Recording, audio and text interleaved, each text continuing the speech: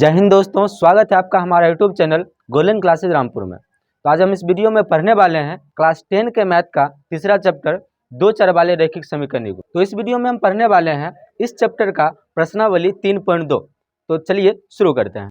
Question number 3 कहता है अनुपातों A1/A2, B1/B2 और C1/C2 की तुलना कर ज्ञात कीजिए कि निम्नलिखित रैखिक समीकरणों के युग्म संगत है या असंगत। किसी भी रैखिक समीकरण युग्म का संगत और असंगत पहचानने के लिए हमें एक सूत्र को पढ़ना होगा जो इस प्रकार है। इस सूत्र के बारे में हमने पिछले क्वेश्चन में भी पढ़ चुका था, ठीक है। रैखिक समीकरण युग्म का व्यापक रूप। किसी भी रैखिक समीकरण युग्म का व्यापक रूप इस प्रकार होता है। उसके x के गुणांक को a कहा जाता है और y के गुणांक को b कहा जाता है और अचर मान को c कहा जाता है, ठीक है। इसमें पहले समीकरण के लिए a1, b1 और c1 होता है और दूसरे समीकरण के लिए a2, b2, c2 कहा जाता है, ठीक है। इस सूत्र के अनुसार यदि a1 और a2 का अनुपात b1, b2 के अनुपात के बराबर ना हो तो उस समीकरण युग्म का एक हल होता है, ठीक है। और यदि a1 और a2 का अनुपात b1, b2 के अनुपात और c1, c2 के अनुपात, ये तीनों अनुपात यदि बराबर हो तो उस समीकरण युग्म का अनेक हल होता है। इस दोनों समीकरण युग्म को संगत युग्म कहा जाता है, ठीक है।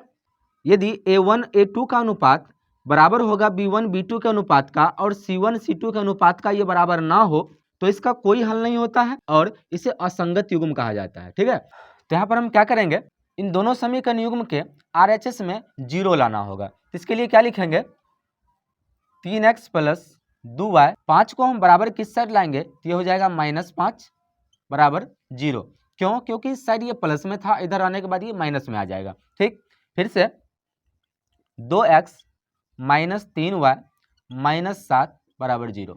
अब इसमें हमें a1, a2 का अनुपात निकालना होगा, ठीक है। तो लिखेंगे यहाँ पर कि a1/a2 बराबर, हमने अभी क्या पढ़ा था कि पहले समीकरण में x के गुणांक को a1, y के गुणांक को b1 और अचर मान को c1 कहा जाएगा और दूसरे समीकरण में x के गुणांक को a2, y के गुणांक को b2 और अचर पद को c2 कहा जाएगा। तो उसी तरह हम इस दोनों का अनुपात ज्ञात करेंगे। पहला अनुपात है a1, a2 का अनुपात जो क्या होगा 3:2, मतलब 3/2, ठीक। दूसरा अनुपात आएगा b1/b2, इसका मान होगा b1 का मान है +2 और b2 का मान है -3। उसी तरह c1/c2, इसका मान होगा -5 बटा -7 और इसका माइनस माइनस कट जाएगा, ठीक है। तो क्या आ जाएगा ये 5/7।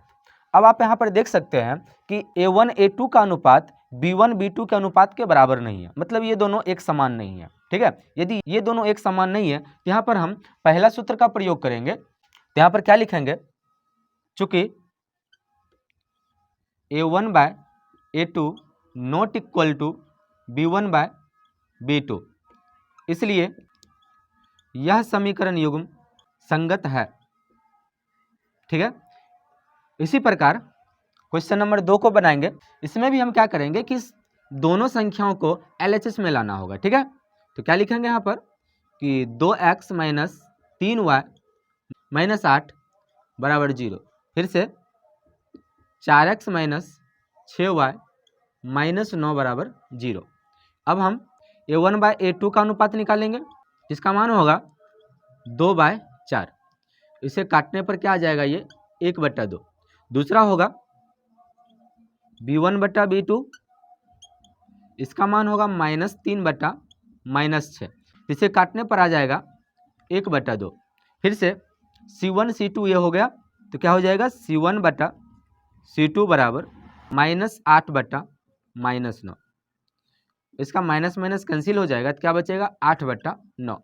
आप यहाँ पर देख सकते हैं कि a1, a2 का अनुपात b1, b2 के अनुपात के बराबर है लेकिन c1, c2 के अनुपात के बराबर नहीं है। तो यहाँ पर हम क्या लिखेंगे कि चूंकि a1/a2 बराबर b1/b2 बराबर नोट c1/c2, यहाँ पर c1/c2 के बराबर ये दोनों नहीं है, इसलिए यहाँ पर आप देख सकते हैं इस प्रकार का जो अनुपात होगा इसका कोई हल नहीं होगा और ये असंगत कहलाएगा, ठीक है। क्या लिखेंगे, इसलिए यह समीकरण युग्म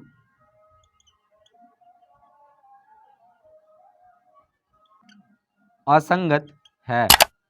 ठीक है, इस प्रकार क्वेश्चन नंबर 1 और क्वेश्चन नंबर 2 पूरा हुआ। तीसरा समीकरण युग्म है 3/2x प्लस 5/2y बराबर 7 और 9x माइनस 10y बराबर 14।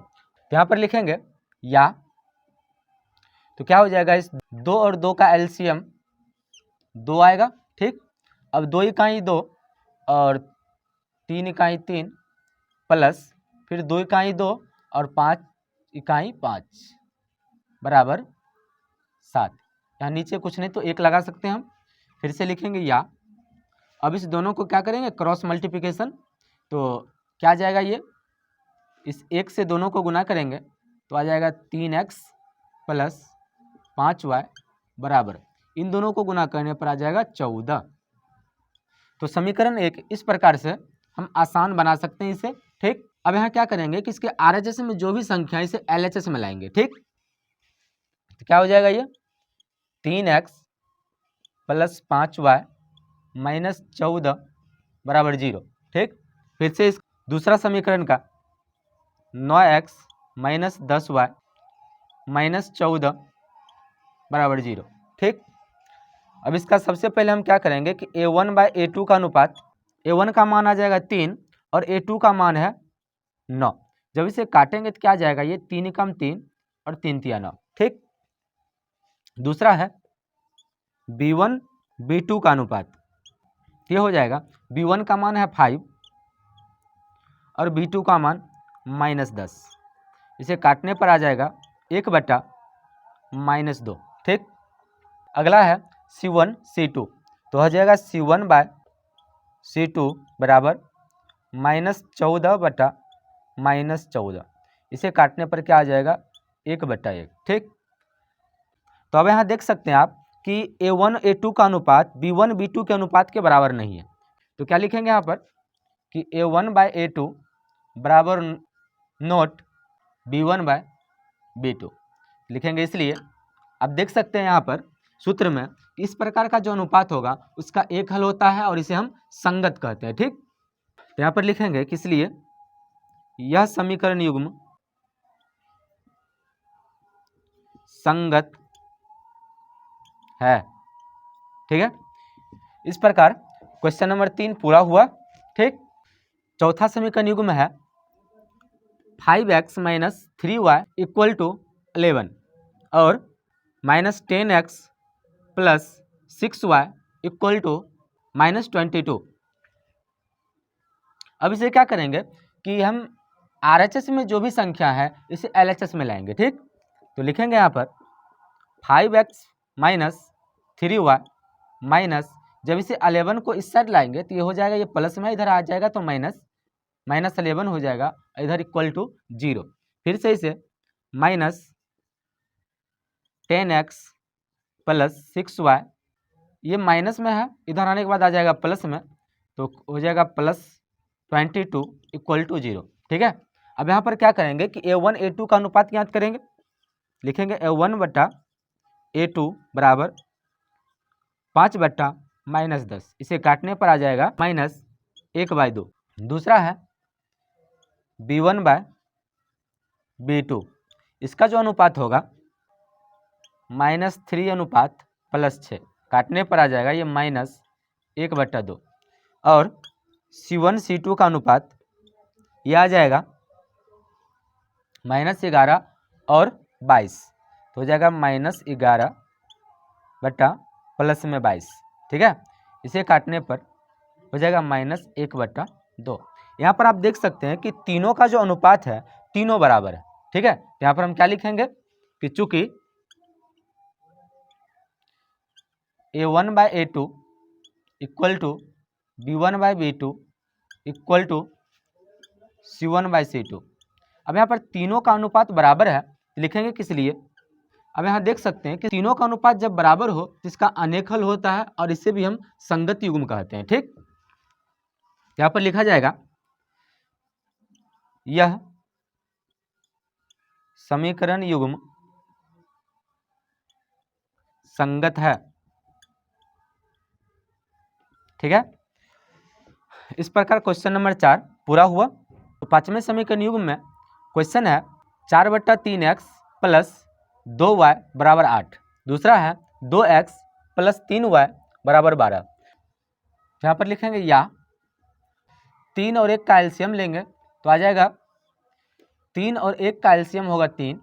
ठीक, अब 3 इकाई 3 और 4 इकाई 4 तो आ जाएगा ये 4x प्लस, अब यहाँ 1/3 3 और 2/3 6 तो ये हो जाएगा 6y इक्वल टू, अब ये 8 को लिख देंगे, फिर लिखेंगे या।